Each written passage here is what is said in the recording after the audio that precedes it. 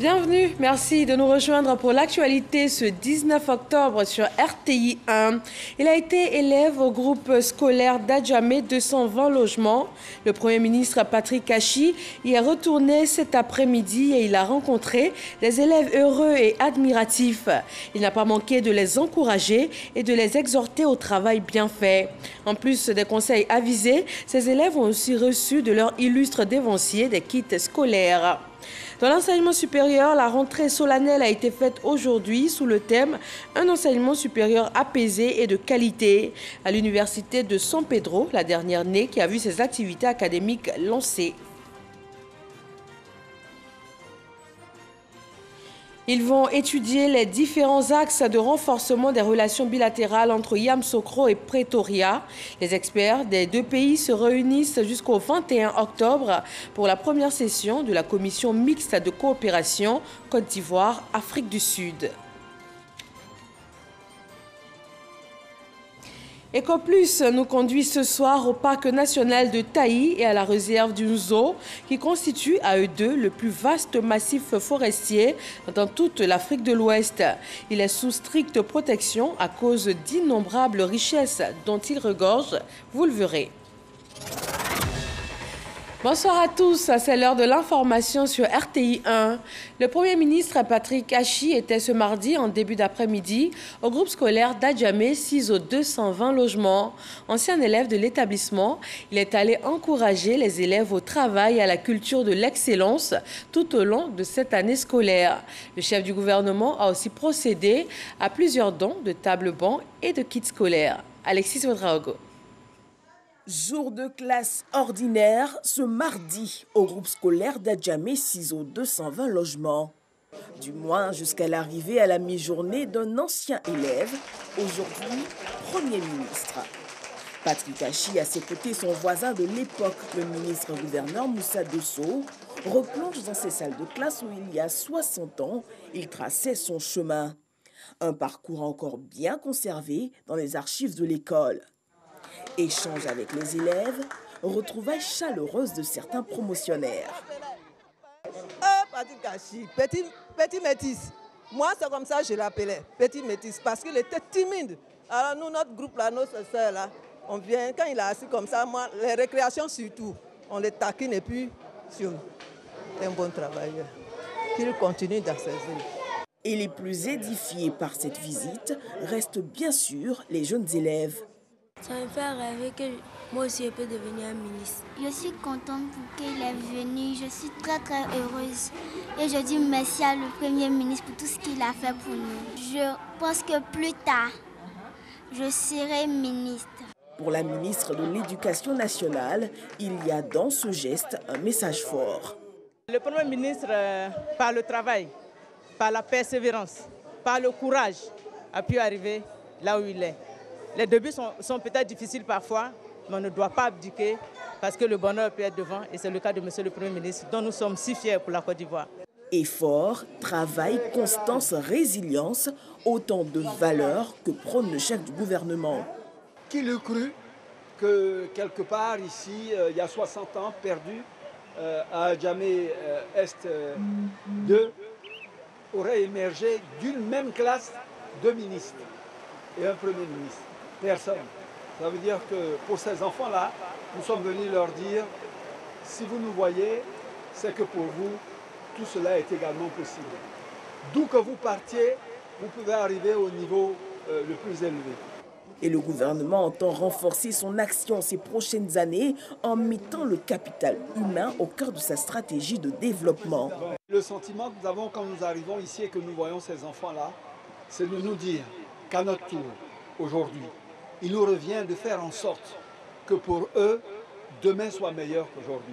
Patrick Kachi a aussi procédé à plusieurs dons, 315 tables bancs et 400 kits scolaires. Une visite que ces petits écoliers ne sont pas prêts d'oublier. Le ministre Adama Diawara a procédé ce matin au lancement de la rentrée solennelle des établissements de l'enseignement supérieur. L'université de San Pedro a vu par la même occasion ses activités académiques lancées. En attendant l'ouverture officielle, après la fin complète des travaux, ce sont pour l'instant 450 étudiants qui vont suivre les cours dans 4 unités de formation et de recherche. Sam Kono. Université de San Pedro. L'amphithéâtre de 500 places pris d'assaut par le corps préfectoral, les présidents d'universités publiques, les partenaires au développement, les enseignants, la chefferie traditionnelle et bien sûr par les étudiants. Le ministre Adama Diawara Antouge fait son entrée. Nous sommes à la cérémonie de lancement de la rentrée solennelle 2021-2022 des établissements de l'enseignement supérieur du Côte d'Ivoire, doublé du lancement des activités académiques de l'Université de San Pedro. Nous attendons de celles qui nous ont précédés sur le difficile et exaltant sentier de la formation académique et de la recherche scientifique un appui constant. L'Université de San Pedro, naissante, qui nous accueille ce jour, est une université ouverte sur l'océan et le développement durable. Pour cette année universitaire, 2 thématiques. La première, un enseignement supérieur apaisé. Et la deuxième thématique sous laquelle est placée cette rentrée universitaire, c'est un enseignement supérieur de qualité. Qualité en termes de rendement interne, donc avec des taux de réussite qui sont assez acceptables, qui sont assez élevés. Et ensuite, de qualité au niveau adéquation formation-emploi, pour faire en sorte que les sortants du système diplômés et pas puissent trouver un emploi de façon, j'aurais dit, facile sur le marché de l'emploi. Les premiers cours magistraux ont été donnés à cet effet par les professeurs Saliou Touré et Adama Diawara. 450 étudiants sont affectés à l'université de San Pedro pour la première phase sur 4 prévues. En attendant la fin des travaux de construction des cités, des solutions pour le logement des étudiants ont été trouvées. En attendant, nous avons trouvé à l'internat du lycée professionnel de San Pedro la possibilité de loger 200 étudiants. Avec le concours du maire de la ville de San Pedro, nous avons eu un certain nombre de lits qui vont s'ajouter aux 200. Et petit à petit, nous sommes en train de faire en sorte que les 450 étudiants puissent être logés décemment. Pour le transport, pour le moment, on va louer 2 cars, mais nous sommes en train de commander 2 cars de 70 places. Je vous assure que depuis le samedi, je suis à la recherche de cars. Nous sommes allés chez un concessionnaire. Malheureusement, il n'y a pas de cars de 70 places disponibles pour le moment. Donc on a procédé à une commande. Donc d'ici quelques semaines, voire au grand maximum, je pense 1 ou 2 mois, on aura 2 cars de 70 places, flambant neufs, avec l'écriteau Université de San Pedro. Le réfectoire, lui, est déjà opérationnel. À terme, ce sont 20 000 étudiants répartis dans 4 unités de formation et de recherche, à savoir l'UFR Agriculture, Ressources halieutiques et Agro-industrie, UFR Sciences de la mer, UFR Logistique, Tourisme, Hôtellerie et Restauration et UFR Sciences de la santé. Ils sont eux aussi sur les bancs, les membres du Conseil économique, social, environnemental et culturel SESEC se forment et s'informent sur les lois de finances et les méthodes de contrôle du budget. C'est un renforcement des institutions de contrôle interne et externe afin de mieux gérer la dépense publique. Yannick Efoumi et Sidonie Davila. Membres de l'administration du SESEC, conseillers économiques, tous sont formés au concept de la loi organique relative aux lois de finances et aux méthodes de contrôle du budget et de l'exécution des lois de finances. L'Union européenne, partenaire au développement de l'institution, à travers son représentant Pascal Mounier, participe activement à cette formation. J'interviens ici pour appuyer le Conseil dans un renforcement des capacités. Alors, essentiellement des modules relatifs à ce qui concerne la transparence et contrôle budgétaire tels qu'ils sont définis par les 2 lois organiques qui ont été adoptées en 2014 par le Parlement ivoirien. À la fin de ce séminaire de renforcement des capacités des membres de l'administration du SESEC ainsi que les conseillers économiques, au nombre de 100, seront à même d'exercer un contrôle efficace de la bonne exécution du budget. Pour le rôle que joue le Conseil économique et social, qui émet des avis au président de la République, au président de l'Assemblée nationale et au président du Sénat, il est du devoir des experts qui y sont, qui y participent, que nous ayons la même lecture de comment le budget se conçoit, comment le budget fonctionne et comment le budget se réalise. Pour le président Eugène Akaouele, ce programme s'inscrit dans la vision du président de la République, Alassane Ouattara. Améliorer la qualité de la gouvernance financière et assainir la gestion des organes publics.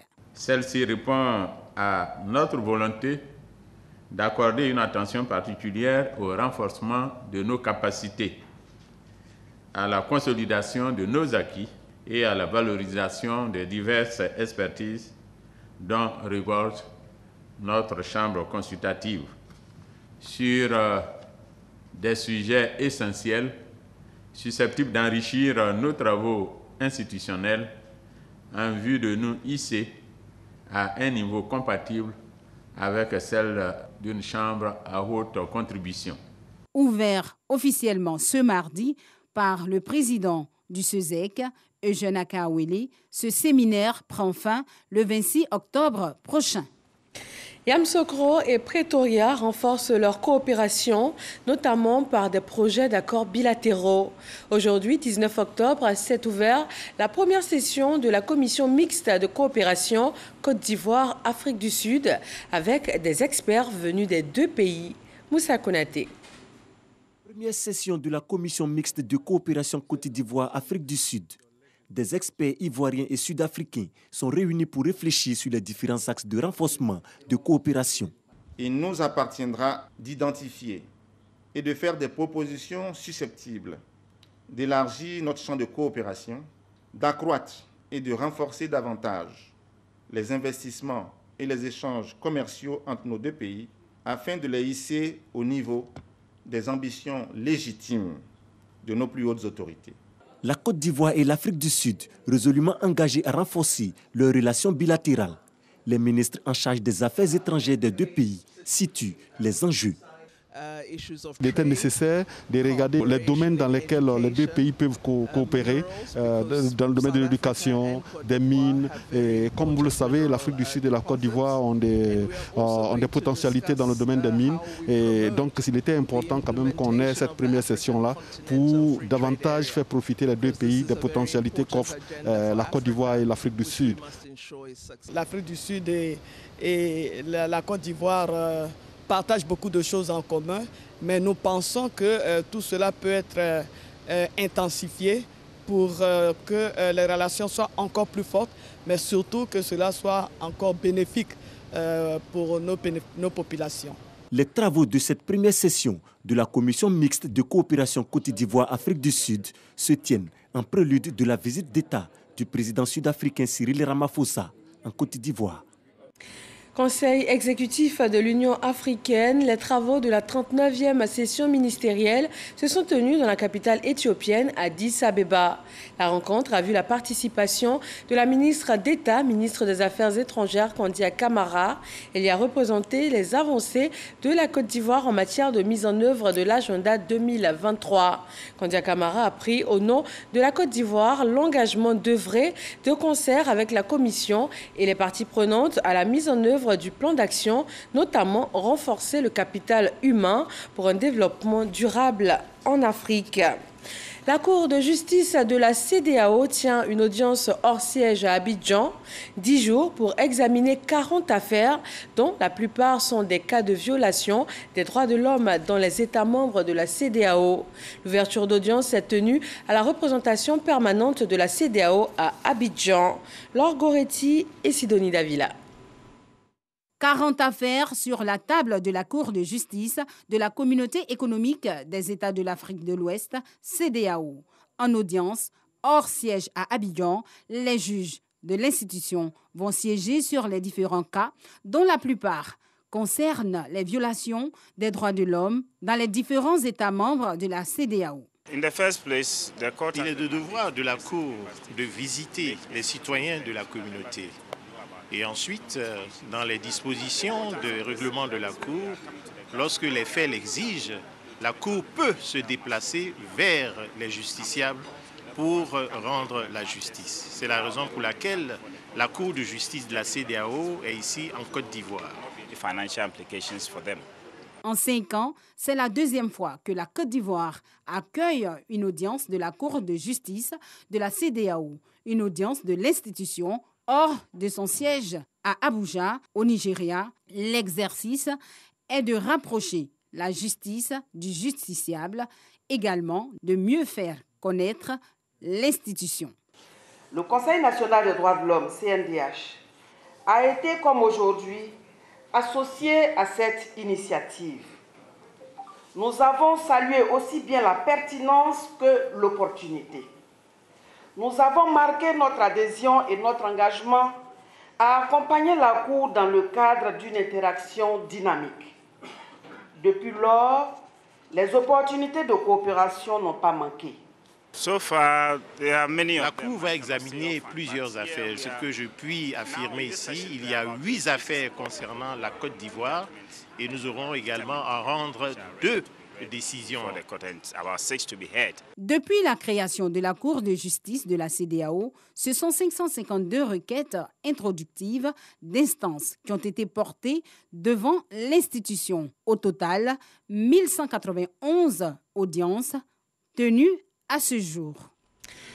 Et puis cette information de l'état-major général des armées, dans la matinée du mardi 19 octobre 2021, aux environs de 8h30, un tireur embusqué a ouvert le feu sur un poste d'observation des forces armées de Côte d'Ivoire situé à 1 km au nord-est de Téini, faisant un blessé léger au sein des hommes de faction. La riposte des soldats a permis de le neutraliser. Le chef d'état-major général des armées félicite les soldats dont la vigilance a permis de mettre en échec cet acte criminel fait à Abidjan le 19 octobre 2021 et c'est signé le général de corps d'armée Lassina Doumbia. Dans l'actualité sanitaire, quel est le point de la maladie à coronavirus en Côte d'Ivoire? Voyons le tableau dressé par le ministère de la Santé.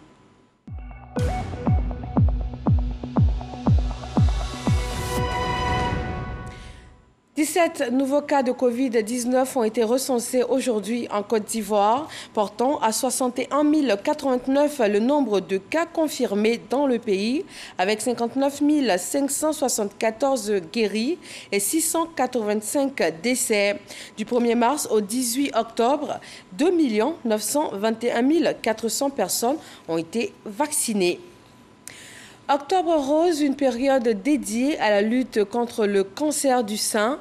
Le Centre national d'oncologie médicale et de radiothérapie Alassane Ouattara a permis à 700 femmes de se faire dépister gratuitement. Du 1er au 16 octobre, elles ont également été informées et sensibilisées sur ce cancer qui reste le plus fréquent chez la femme. Isaïo. Le cancer du sein est un problème de santé publique en Côte d'Ivoire. Le mois d'Octobre Rose est mis à profit pour sensibiliser et faire dépister les femmes. Aujourd'hui, Rafiatou, étudiante, est présente au Centre national d'oncologie médicale et de thérapie Alassane Ouattara, CNRAO, à Cocody, pour une séance gratuite de dépistage du cancer du sein. L'appel du nom, la remise d'une fiche de numérotation, la prise de température, l'application du gel de main et du renseignement de la fiche constituent les différentes étapes avant la rencontre avec le médecin. Dans mon entourage, j'ai vu beaucoup de personnes décéder de cette maladie. Et vraiment, ça me fait peur. Donc, vaut mieux être vite dépisté pour pouvoir vite en guérir. Après son examen, si on découvre une pathologie au niveau des seins, nous lui demandons les examens nécessaires pour le diagnostic de cette pathologie. Et si besoin est, nous lui faisons une prescription en fonction de la symptomatologie qu'elle nous aura auparavant expliquée. Comme Rafiatou, plusieurs femmes profitent de cette gratuité de soins. Nous sommes dans le mois rose, octobre, donc je vous prie de venir vous faire dépister pour connaître votre statut. C'est très important pour une femme de savoir son état de santé. Mieux le mal est vite détecté, plus il peut être soigné. C'est pourquoi la directrice du CNRAO exhorte les femmes à se faire dépister précocement. C'est bien de venir à l'hôpital dès qu'on sent des signes, mais ce n'est pas le dépistage. Aujourd'hui, il est démontré que quand quelqu'un ne sent rien et qui vient à l'hôpital pour faire un contrôle et qu'on découvre un cancer du sein, c'est suffisamment petit pour qu'on en guérisse totalement et pour qu'on garde ces deux seins. Ce sont plus de 700 femmes qui ont été dépistées au Centre national d'oncologie médicale et de thérapie Alassane Ouattara depuis le début de l'opération, le 1er octobre dernier, jusqu'à ce jour. Nous vous proposons maintenant des images inédites tournées au cœur du plus vaste massif forestier d'Afrique de l'Ouest.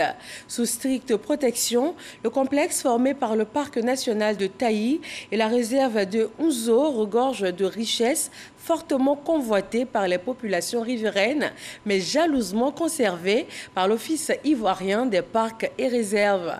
Son importance lui a valu d'être classé dans le réseau des réserves de biosphère en 1978 et d'être inscrit comme bien du patrimoine mondial depuis 1982.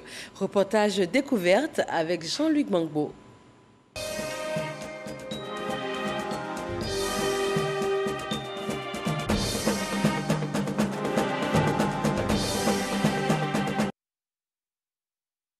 Les superlatifs ne manquent pas pour le parc national de Taï. Plus grand bloc de forêt tropicale primaire sous protection de toute la zone ouest africaine, avec une superficie de 5360 km². Inscrit depuis 39 ans sur la liste du patrimoine mondial, ce parc offre, avec la réserve de faune d'Unzo qui lui est contiguë, une biodiversité unique. Begrezo est guide écotouristique depuis 23 ans dans le parc national de Taï. C'est ici qu'il a acquis toute sa science. J'ai connu beaucoup de plantes et leur utilité avec les différents chercheurs qui passaient. Le parc national de Taï a sauvé beaucoup d'espèces. Les arbres qu'on trouve ici, on ne peut pas les trouver dans les forêts classées. Ici, il y a beaucoup d'espèces qui ont été conservées, telles que les acajou, telles que l'arbre qu'on appelle le sipo, le cosipo, sont encore ici. Le nombre d'espèces de plantes dans le parc de Taï a été estimé à 1200, avec 273 espèces classifiées comme rares ou endémiques. Conserver les arbres, c'est le meilleur moyen d'équilibrer la nature. Parce qu'il y a des espèces végétales. Si ça manque, certains animaux vont disparaître. Par exemple, l'éléphant qui mange le macoré. Quand il n'y a plus de macoré ici, il sera obligé d'aller ailleurs. La conservation des forêts, la véritable raison d'exister du parc national de Taï. L'autre richesse du parc, sa faune. Près de 1000 espèces animales, dont les fameux colobes rouges et les mangabés, des espèces de singes qui attirent chaque année des centaines de touristes. Pour découvrir ces autres attractions du parc, il faut suivre le guide, ce qui équivaut à parcourir 14 km depuis Taï, dont 11 à pied, marcher à flanc de colline et dans l'eau. Mais surtout, passer la nuit au campement Boyer, en plein cœur de la forêt, sous ses tentes. Grâce au flair de Charles, nous découvrons une famille de colobes rouges. Ils sont en train de s'amuser actuellement. Et la soirée est tombée, donc ils cherchent à dormir. Donc il y a des petits cris, chaque enfant doit rejoindre sa maman. Les mâles aussi courent après les femelles. Une espèce menacée, aussi bien par les hommes que par d'autres animaux. C'est la proie préférée des chimpanzés. Donc les chimpanzés font la chasse, ils capturent les colobes et les mangent. Il y a aussi l'aigle qui chasse aussi les colobes rouges. Ils sont menacés par les braconniers aussi. Voilà, les braconniers les chassent parce qu'ils sont bien gros. Pour leur sécurité, les colobes rouges préfèrent rester au sommet des arbres. Pas comme les mangabés, cette autre espèce de primate que nous fait découvrir Charles. Au départ, quand on a commencé, il était au nombre de 35. Voilà. Mais aujourd'hui, ils sont à 60 individus. Et à force de les suivre, ils sont toujours en sécurité. Cette colonie a subi un programme d'habituation à la présence humaine pour les besoins de l'écotourisme. Initiative de la WCF, la World Chimpanzee Foundation, organisme international très à cheval sur les règles sanitaires. Quand tu respires même, tu peux te faire contaminer et aussi contaminer les animaux. Donc, on est venu sur le territoire, il faut qu'on protège tout pour qu'il reste intact. Un test antigénique est même exigé à chaque visiteur avant l'entrée sur le territoire des primates. Des gestes de préservation des richesses naturelles du parc auquel l'OIPR, l'Office ivoirien des parcs et réserves, a songé depuis bien longtemps. Ici, c'est un groupement qui a bénéficié d'un projet, le programme d'investissement forestier, dans l'optique de pouvoir produire de la protéine alternative au braconnage, à la viande de brousse. Donc, ils ont été financés par le programme d'investissement forestier au travers de l'OIPR, afin de pouvoir réduire la pression sur le braconnage à l'intérieur du parc. Élevage de volailles à Béoué et Para, à Djouroutou, mais également de caprins à Sidi-Bébougou et Join dans la région de Soubré. Des activités génératrices de revenus qui commencent à porter leurs fruits. Il y a des braconniers vraiment qui quittaient dans la zone pour aller chasser. On causait avec eux jusqu'à ces manques de viande. Souvent, à les fêtes, là, il n'y a rien à manger. C'est pourquoi ils s'en vont chercher la viande pour venir. Dès qu'on a commencé à faire ça, vraiment, actuellement, ces gens-là, la plupart viennent acheter, puis se retournent. Ces populations riveraines ont été installées grâce au programme d'investissement forestier pour protéger les richesses animales du parc, mais également végétales. À Buyo, dans le village de Tchétali, Emmanuel Kouraï est l'un des pionniers dans la lutte pour la protection des espèces florales du parc. Région gabonesis, en lac local, on appelle ça sako. Alors, sako, on prend ça pour faire la sauce. C'est à cause de ces sako-là que les femmes entrent dans le parc national de Taï pour ramasser les fruits. Son ONG, Conservation Taï, s'est donné pour mission de reproduire hors du parc les plantes prisées par les populations riveraines. J'ai fait la pépinière. Si c'est au moment de planter, on donne gratuitement à la population. Cette année, on a produit 35 000 plants. Depuis une dizaine d'années, Emmanuel Kouraï contribue à freiner le pillage de la flore du parc. Ça se vend cher. Quand les coins ont commencé à voler dans le parc national de Taï, mais les gens quittaient au Gabon pour venir payer. Parce que c'est cher. Un sac de 100 kilos coûte 100 000 francs. Une œuvre utile quand on sait que la protection du massif forestier de Taï agit positivement sur le climat local, assurant des pluies plus régulières et abondantes, essentielles pour la production agricole. Selon une étude de la Fondation pour les parcs et réserves de Côte d'Ivoire et l'OIPR, au moins 3,2% du PIB ivoirien dépendrait du parc national de Taï. La production de cacao, café, EVA et palmiers à huile y représenterait même un chiffre d'affaires de 492 milliards de francs CFA. Merci à Jean-Luc Bangbo pour ces images du parc national de Taï et de la réserve du Unzo, des curiosités naturelles qui, vous avez pu le voir, regorgent de richesses uniques. Découvrons à présent des œuvres particulières mais qui, elles, sont bien humaines. Le travail d'un artiste peintre, sa spécificité, il se sert de matériaux de recyclage comme des tuyaux ou encore des sachets usagés. Sa dernière œuvre en date, le portrait du chef de l'État. Elle est baptisée Le Bâtisseur. Serge Koléa et Serge Pacom Didi. Le Bâtisseur, c'est le titre de l'œuvre artistique en hommage au président de la République, Alassane Ouattara. L'auteur s'appelle Théé Richemont, jeune étudiant en Master 2 de peinture à l'INSAC, âgé de 24 ans. L'artiste magnifie les valeurs de changement, de rigueur, d'abnégation au travail. 2 ans et demi à la tâche. Au final, un portrait original réalisé avec du matériau de recyclage, notamment des tuyaux et autres objets usagés. J'essaie de couper. Je coupe ça à la main. Je coupe ça à la main comme ça. C'est pour cela elle m'a pris plus de 1 an dans les découpes. Le rêve de Richemont est d'offrir le tableau au président Alassane Ouattara en personne. C'est un rêve d'enfance. Est-ce que vous voyez?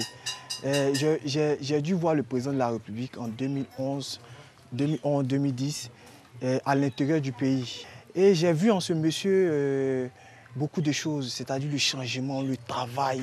Ce sont des idées que je voulais matérialiser avec quelque chose que je fais, qui est là. Le jeune homme décèle en lui des talents de dessinateur dès le bas âge. Pourtant, sa passion va se heurter aux réticences de la famille.